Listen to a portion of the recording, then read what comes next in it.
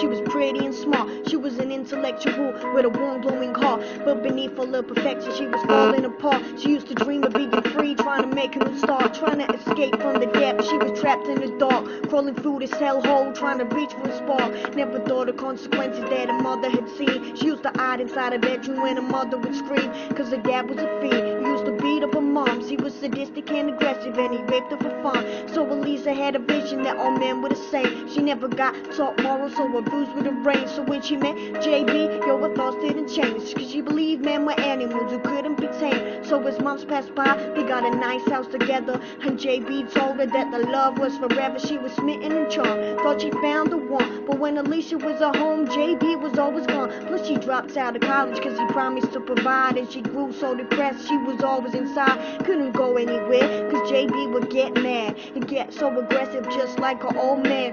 And Jay grew colder, he lost all respect. It was the same in the bed when Jay wanted sex. If Alicia said no, he wouldn't hesitate. He'd cover up her mouth and indulge in rape. He was a thug, his whole clique tormented the place. Half the people in his crew had a scar on his face. So he wanted to be tough, wanted all the control. So he'd kick her in the stomach if she ever said no, or he'd punch her in the face if she failed to clean, if she didn't cut meals, if she was hurt and not seen. He used to beat her so bad there was blood on the walls, and she'd make all these excuses about bumps and falls.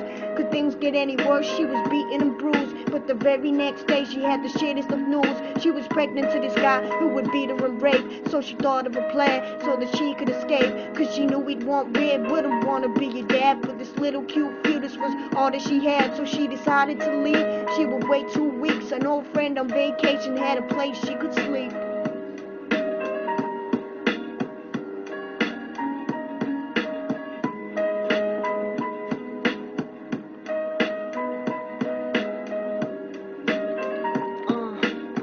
Yeah.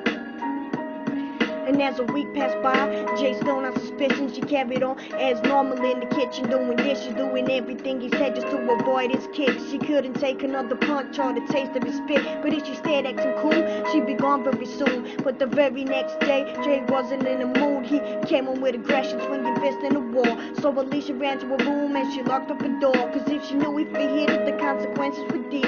And she didn't want to lose the baby that she could keep. So she sat on the floor with her back to the door, and JB was screaming out, "What you hiding there for?"